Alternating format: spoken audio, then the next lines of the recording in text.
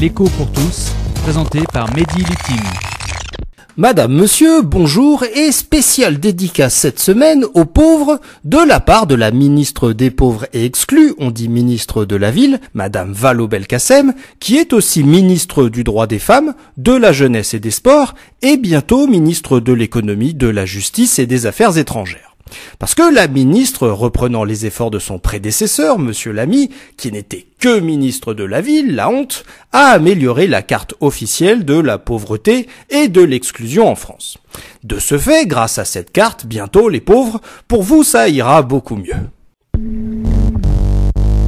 Alors la politique de la ville, à partir de 2015, ça changera complètement parce que ça sera la politique de tous les pauvres. Parce que la politique de la ville, c'est traditionnellement la politique des banlieues où vivent en masse immigrés et enfants d'immigrés. Et dans ces quartiers exclus, là où le taux de pauvreté touche une personne sur 3 et un grand nombre d'enfants, là où le taux d'échec scolaire depuis les premières classes de l'école primaire est massif, au point qu'un grand nombre d'élèves sort de ce système scolaire sans aucun diplôme et donc sans aucune perspective d'avenir légal, et là où le taux de chômage des jeunes atteint régulièrement 40%, eh bien pour aider ces populations et répondre à leurs besoins, on a décidé de péter des barres HLM pour reconstruire d'autres HLM. Alors c'est la moindre des choses parce que ces bâtiments, à l'origine, dans les années 50, 60 et 70, c'était des préfabriqués en béton dont la tâche était d'accueillir dans l'urgence le prolétariat immigré dont avait besoin l'économie française, ou bien celles et ceux qui vivaient encore dans des bidonvilles quand c'était mieux avant.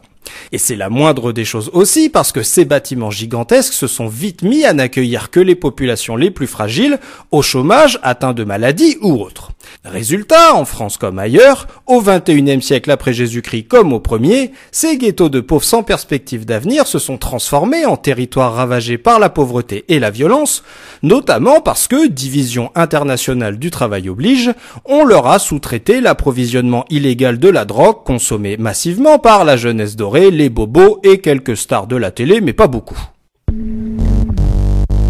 Alors le problème, c'est qu'un ministre des pauvres qui ne s'occupe que de l'état des bâtiments, ou bien économiquement parlant de l'ouverture d'un plus grand nombre de grecs, de bars à chicha ou de supérettes ouvertes la nuit, eh bien ça ne va pas être suffisant pour régler tous ces problèmes. C'est dur à dire. Parce que, en parallèle, le président de la République et ses premiers ministres ont décidé qu'en cas de crise, la meilleure solution pour retrouver la santé, eh bien, c'est la purge, c'est l'austérité, la faiblesse de la croissance économique et le chômage. Mais il y a un truc ballot, c'est que les premiers à tomber au chômage et les derniers à en sortir du chômage en temps d'austérité, eh bien, ce sont ces mêmes pauvres bénéficiant des généreux crédits de la politique de la ville.